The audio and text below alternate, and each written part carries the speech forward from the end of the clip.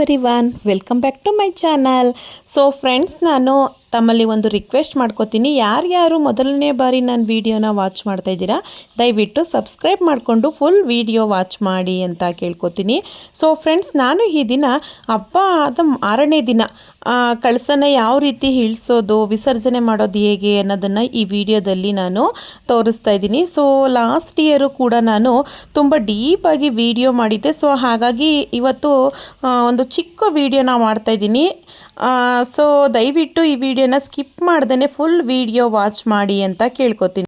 ಸಾಮಾನ್ಯವಾಗಿ ನಮ್ಮ ಆಂಟಿ ಮನೆಯಲ್ಲಿ ಎಲ್ಲ ಹಬ್ಬ ಮಾಡ್ತಾರೆ. ಸೊ ಮಾರನೇ ದಿನ ಅವರಷ್ಟೇ ಮನೆಯೆಲ್ಲ ಕ್ಲೀನ್ ಮಾಡಿ ಸ್ನಾನ ಮಾಡಿಕೊಂಡು ದೇವ್ರ ಪೂಜೆ ಹಚ್ಚಿ ದೇವ್ರನ್ನ ವಿಸರ್ಜನೆ ಮಾಡ್ತಾರೆ. ಸೊ ಆದರೆ ನಾನು ಒಂದು ಹೊಸ ಪದ್ಧತಿಯನ್ನು ಅನುಸರಿಸ್ತಾ ಇದ್ದೀನಿ ಮದುವೆ ಆದಾಗಲಿಂದ. ಅಂದರೆ ಇದು 8ನೇ ವರ್ಷ ನಾನು ಹಬ್ಬ ಆಚರಣೆ ಮಾಡ್ತಾ ಇರುವಂಥದ್ದು. ಅಂದರೆ ನಾನು ಒಂದು 2 ಬುಕ್ನ ಡೀಟೇಲಾಗಿ ಓದಿ ಹಬ್ಬನ ಯಾವ ರೀತಿ ಮಾಡಬೇಕು ಅನ್ನೋದನ್ನು ನೋಡಿಕೊಂಡು ನಾನು ಅದೇ ರೀತಿ ಪ್ರೊಸೀಜರ್ನ ಫಾಲೋ ಮಾಡ್ತೀನಿ. ಸೊ ಹಾಗಾಗಿ ಬೆಳಿಗ್ಗೆನೇ ಬೇಗ ಎದ್ದು ಮನೆಯೆಲ್ಲ ಕ್ಲೀನ್ ಮಾಡಿ ಸ್ನಾನ ಮಾಡಿಕೊಂಡು ಪಂಚಾಮೃತ ನೈವೇದ್ಯವನ್ನು ಮಾಡಿ ಪೂಜೆ ಮಾಡ್ತೀವಿ. ಪೂಜೆ ಮಾಡೋಗ್ಲೂ ಅಷ್ಟೇ, ಇವತ್ತು ದೇವ್ರನ್ನ ವಿಸರ್ಜನೆ ಮಾಡೋದ್ರಿಂದ ಇವತ್ತು ಕೂಡ ನಾವು ಪಂಚಾರತಿಯನ್ನು ಮಾಡಬೇಕು. ಪಂಚಾರತಿ ಎಲ್ಲ ಆದಮೇಲೆ ಇವಾಗ ಒಂದು 5 ಜನ ಮುತ್ತೈದೆಯರನ್ನ ಕರೆದು ನಾವು ಕುಂಕುಮವನ್ನು ಕೊಡಬೇಕು ಅವ್ರಿಗೆ. ಸೊ ಅದು ತುಂಬ ಒಳ್ಳೆಯದು ಆ ರೀತಿ ಕುಂಕುಮ ಕೊಡೋದ್ರಿಂದ. ಹಾಗಾಗಿ ನಾನು 8 ವರ್ಷದಿಂದ ಇದೇ ಪದ್ಧತಿಯನ್ನು ಅನುಸರಿಸ್ತೀನಿ. ಅಮ್ಮನ ಮನೆಗೆ ನಾನು 2ನೇ ಪಪ್ಪು ಬಾಣಂತನಕ್ಕೆ ಹೋದಾಗಲೂ ಅಷ್ಟೇ ಅಲ್ಲಿ ಅಕ್ಕಪಕ್ಕದ ಮನೆಯವ್ರನ್ನ ಕರೆಸಿ ನಾನು ಈ ರೀತಿ ಕುಂಕುಮ ಕೊಟ್ಟಿದ್ದೆ. ಅಲ್ಲೂ ಹೇಳ್ತಿದ್ರು ಇದೊಂಥರ ಹೊಸ ಪದ್ಧತಿ ಅಲ್ವಾ, ಈ ಕಡೆನೂ ಹಬ್ಬ ಮಾಡ್ತಾರೆ, ಆದರೆ ಹಬ್ಬದ ದಿನ ಕುಂಕುಮಕ್ಕೆ ಕರೆಸ್ತಾರೆ, ಆದರೆ ಹಬ್ಬ ಆದ ಮಾರನೇ ದಿನ ಯಾರು ಕರೆಯಲ್ಲ ಅಂತ ಹೇಳಿದ್ರು.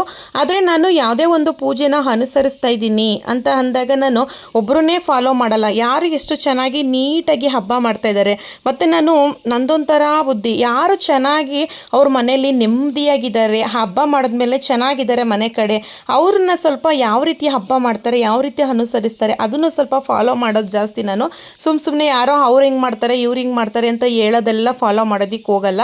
ಸೊ ನಾನು ಒಂದು 2 ಬುಕ್ಕು ಓದಿದ್ದೆ. ನೆಕ್ಸ್ಟು ಒಬ್ಬರ ಹತ್ರ ನಾನು ಹಬ್ಬ ಮಾಡೋದು ನನಗೆ ತುಂಬಾ ಇಷ್ಟ. ಅವರು ತುಂಬ ಸಂಪ್ರದಾಯಬದ್ಧವಾಗಿ ಹಬ್ಬ ಮಾಡ್ತಾರೆ. ಸೊ ಅದನ್ನು ಕೂಡ ಅನುಸರಿಸ್ಕೊಂಡು ಇವಾಗ ನಾನು ಮಾರನೇ ದಿನವೂ ಕೂಡ ಮನೆಯೆಲ್ಲ ಕ್ಲೀನ್ ಮಾಡಿ ದೇವ್ರಿಗೂ ಕೂಡ ನೈವೇದ್ಯ ಎಲ್ಲ ಮಾಡಿ ಪೂಜೆ ಎಲ್ಲ ಆದಮೇಲೆ ಇವಾಗ 5 ಜನ ಮುತ್ತೈದೆಯರನ್ನ ಕರೆಸಿ ನಾನು ನಾರ್ಮಲಾಗಿ ಎಲೆ ಅಡಿಕೆ ಬಾಳೆಹಣ್ಣು ಅವಾಗಲೂ ಕೂಡ ಬಳೆ ಎಲ್ಲ ಇಟ್ಟು ಪಂಚಾಮೃತ ನೈವೇದ್ಯನೂ ಕೂಡ ಕೊಡ್ತೀನಿ. ಇದೊಂಥರ ತುಂಬ ಚೆನ್ನಾಗಿರುತ್ತೆ. ಮನೆಗೆ ಮುತ್ತೈದೆಯರನ್ನ ಕರೆಸಿ ಪೂಜೆ ಮಾಡೋದ್ರಿಂದ ಮನೆಗೇನು ಲಾಸ್ ಆಗಲ್ಲ. ಸೊ ತುಂಬಾ ಚೆನ್ನಾಗಿರುತ್ತೆ.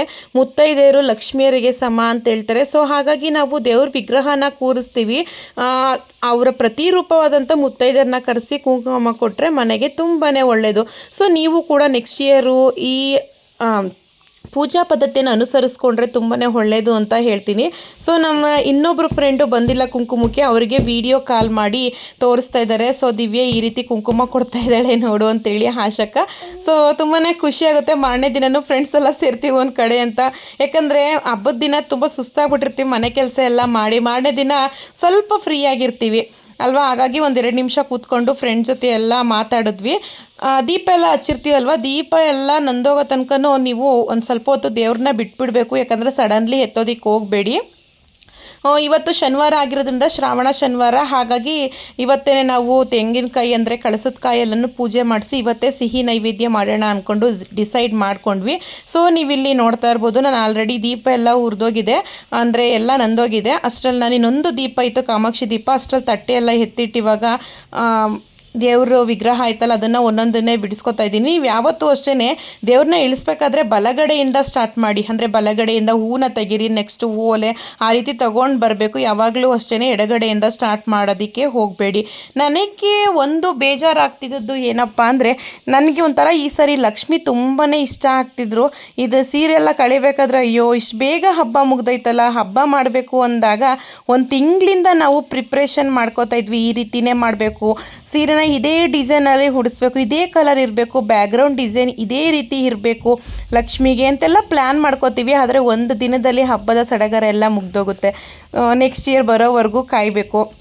ಒಂಥರ ಹೆಣ್ಮಕ್ಳಿಗೆ ಈ ಹಬ್ಬ ಅಂದರೆ ಎಷ್ಟು ಖುಷಿ ಅಲ್ವಾ ಫ್ರೆಂಡ್ಸ್. ಇವಾಗ ಎಲ್ಲನೂ ಕೂಡ ನೀಟಾಗಿ ಯಾವ ಪ್ಲೇಸಲ್ಲಿ ಇಡಬೇಕು ಅಲ್ಲೇ ಇಟ್ಬಿಟ್ರೆ ಸಡನ್ನಾಗಿ ಸಿಗುತ್ತೆ, ಎಲ್ಲಂದ್ರಲ್ಲಿ ಇಟ್ಬಿಟ್ರೆ ತೊಂದರೆ ಆಗುತ್ತೆ ಅಂತೇಳಿ ನೀಟಾಗಿ ನನ್ನ ಮಕ್ಕಳನ್ನ ಸೈಡಲ್ಲಿ ಕೂರಿಸ್ಬಿಟ್ಟು ಒಂದೊಂದನ್ನೇ ತೆಗೆದು ಇಡ್ತಾ ಇದ್ದೀನಿ. ನೀವು ಇಲ್ಲಿ ನೋಡ್ತಾ ಇರ್ಬೋದು.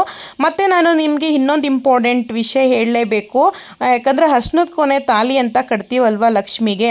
ಈಗ ನಾರ್ಮಲಾಗಿ ನಮ್ಮ ದೇವ್ರ ಮನೆಯಲ್ಲಿ ಕಳಸಕ್ಕೆ ಒಂದು ತಾಲಿನ ಕಟ್ಟಿರ್ತೀವಿ.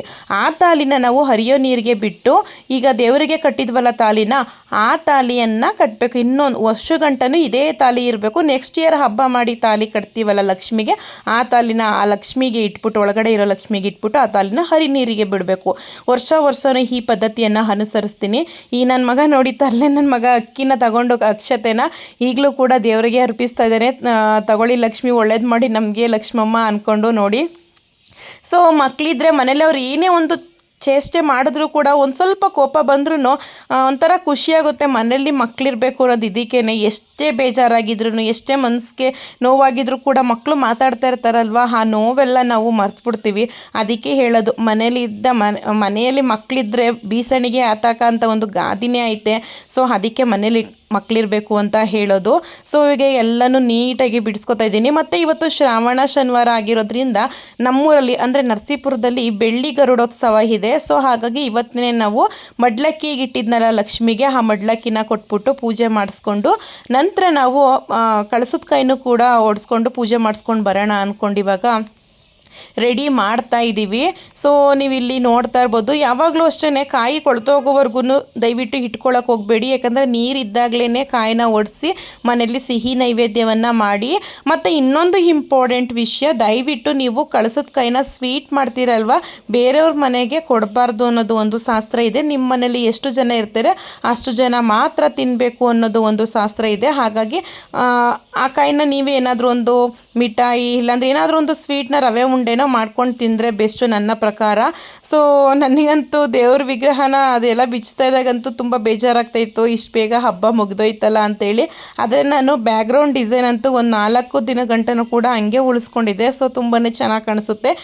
ಮತ್ತು ನಾವು ಕೆಳಗಡೆ ಬಿಂದಿಗೆಯಲ್ಲಿ ನೀರನ್ನ ಇಟ್ಟಿರ್ತೀವಿ. ಈ ಸಾರಿ ನಾನು ನದಿಗೆ ಹೋಗಿ ನೀರು ತೊಗೊಂಡು ಬಂದಿದ್ದೆ. ಆ ನೀರನ್ನು ಅಷ್ಟೇ ಎಲ್ಲನೂ ತೊಗೊಂಡೋಗಿ ಮರದ ಕೆಳಗಡೆ ಹಾಕೋಕ್ಕೆ ಹೋಗಬೇಡಿ. ಮೊದಲು ಅದರಲ್ಲಿ ಸ್ವಲ್ಪ ನೀರನ್ನ ಎತ್ತಿಟ್ಕೊಂಡು ನೀವು ಮನೆಗೆಲ್ಲ ಒಂದು ಎಲೆನೋ ಇಲ್ಲಾಂದರೆ ಒಂದು ಹೂನೋ ತಗೊಂಡು ಮನೆಗೆಲ್ಲ ಪ್ರೋಕ್ಷಣೆ ಮಾಡ್ಕೋಬೇಕು. ನಿಮ್ಮ ಮಕ್ಕಳು ತಲೆ ಮೇಲೆಲ್ಲ ಸ್ವಲ್ಪ ಸ್ವಲ್ಪ ಪ್ರೋಕ್ಷಣೆ ಮಾಡಬೇಕು.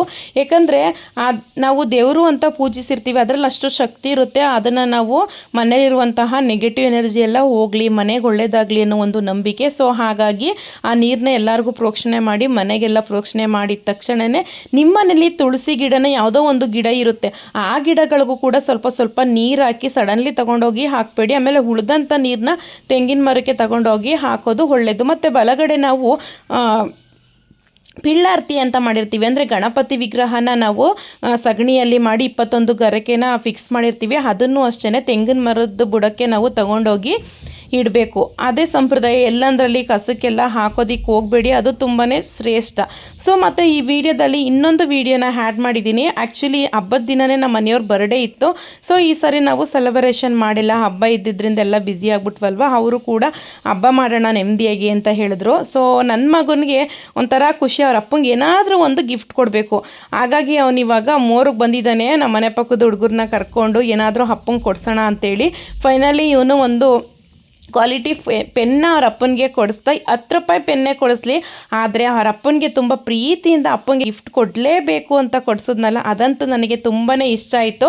ನಾನು ನಮ್ಮ ಪಕ್ಕದ ಮನೆ ಮಗನಿಗೆ ಹೇಳಿದ್ದೆ, ವಿಡಿಯೋ ಮಾಡು ಅವನು ಪೆನ್ ತಗೊಳ್ಳೋದನ್ನ ಅಂತೇಳಿ ಸ್ವಲ್ಪ ವಿಡಿಯೋ ಮಾಡಿದ್ದ. ಸೊ ಫ್ರೆಂಡ್ಸ್, ನಾವು ಟೆಂಪಲ್ಗೆಲ್ಲ ಹೋಗಿದ್ದು ಬಂದಮೇಲೆ ಮಾರನೇ ದಿನ ಭಾನುವಾರ ನಾನು ಮಿಠಾಯಿನ ಮಾಡಿದ್ದೀನಿ ಕಳಸದಲ್ಲಿ, ನೀವು ಇಲ್ಲಿ ನೋಡ್ತಾ ಇರ್ಬೋದು. ಮತ್ತು ಲಕ್ಷ್ಮಿ ವಿಗ್ರಹನೂ ಅಷ್ಟೇ, ಕಳಸನೂ ಅಷ್ಟೇ 8 ದಿನದವರೆಗೂ ಇಟ್ಕೊಳ್ಳಿ ದಯವಿಟ್ಟು. ಅದರಲ್ಲಿರೋ ಹಕ್ಕಿನ ತೆಗಿದಕ್ಕೆ ಹೋಗಬೇಡಿ. ಆ ಶಕ್ತಿ ತುಂಬಿರ್ತೀವಲ್ಲವ 8 ದಿನದವರೆಗೂ ನಮ್ಮ ಮನೇಲೇ ಇರಬೇಕು. ಹಾಗಾಗಿ ಮಾರನೇ ದಿನಕ್ಕೆ ನೀವು ಬೆಳ್ಳಿ ಮುಖವಾಡ ಅದೆಲ್ಲನೂ ತೊಳೆಯೋದಕ್ಕೆ ಹೋಗಬೇಡಿ. ದೇವರು ಒಂದು ವಾರ ನಮ್ಮ ಮನೇಲಿ ಇರಲಿ ಅಂತ ಹೇಳೋದಕ್ಕೆ ಇಷ್ಟಪಡ್ತೀನಿ. ಸೊ ಫ್ರೆಂಡ್ಸ್, ನಮ್ಮ ಮನೇಲಿ ಲಕ್ಷ್ಮೀ ವಿಸರ್ಜನೆನ ಈ ರೀತಿ ಮಾಡಿದ್ವಿ. ನಿಮ್ಮ ಮನೇಲಿ ಯಾವ ರೀತಿ ಮಾಡಿದ್ರಿ ಅನ್ನೋದನ್ನು ದಯವಿಟ್ಟು ಕಾಮೆಂಟ್ ಬಾಕ್ಸಲ್ಲಿ ತಿಳಿಸೋದನ್ನು ಮರಿಬೇಡಿ.